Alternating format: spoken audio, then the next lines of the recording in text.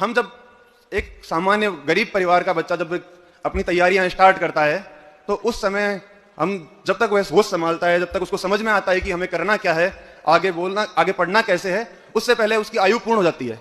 जहां अन्य वर्गों को एसटी, एससी, ओबीसी सभी को आयु में छूट दी गई है, हमारे लिए आयु में कोई छूट सेंटर के अंदर नहीं दी गई है, जबकि अन्य 8 राज्यों के अंदर हमें आयु में छूट दी गई है, जो बहुत ही अच्छी बात है।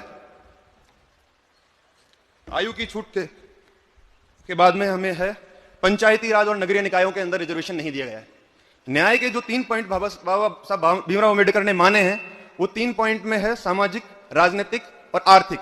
राजनीतिक अगर प्रतिनिधित्व हमारा नहीं होगा, पंचायती राज जो व्यवस्था स्टार्ट करी गई, यही लोकतंत्र के अंदर सत्ता के विकेंद्रीकरण के लिए है, ताकि सभी लोगों की भागीदारी सत्ता के अंदर हो सके। लेकिन क्योंकि यह जो वीक पॉइंट छोड़ा गया है, हमारे ईडब्ल्यूएस वर्ग के लिए पंचायती राज या फिर नगरीय निकायों के अंदर रिजर्वेशन हमें नहीं दिया गया है, तो हम सीधे सीधे लोकतांत्रिक व्यवस्था से बाहर होते हैं। जब हमको सामाजिक रूप से पिछड़ा माना गया है, तो फिर हमें पंचायती राज या फिर नगरीय निकायों के अंदर रिजर्वेशन क्यों नहीं दिया है?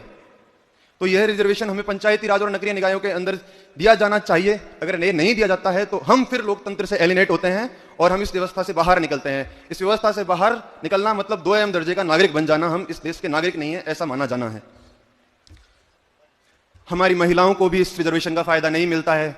हमें दो जगह की संपत्तियां हमारी काउंट की जाती है। अगर ये जो सरकारें हैं जो बातें करती हैं कि महिलाओं को समान अधिकार प्राप्त कराना, समान अधिकार देना, और आप उन्हीं को आप इस व्यवस्था के अंदर नहीं रख पाते हैं, आप उन्हीं को इस रिजर्वेशन का फायदा नहीं दे पाते हैं, तो फिर आप कैसी महिला समान अधिकार की बात करते हैं?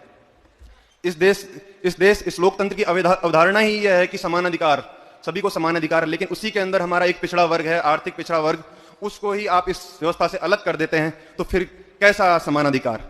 आप आदरणीय वीपी सिंह जी ने जब ओबीसी रिजर्वेशन दिया गया था तो उसका आधार था सामाजिक न्याय, और सामाजिक न्याय जिसके अंदर आर्थिक और सामाजिक पिछड़ापन, जिसको बेस बनाया गया था ओबीसी को रिजर्वेशन देने का, उसी आर्थिक और सामाजिक पिछड़ेपन का बेस बनता है ईडब्ल्यूएस के लिए।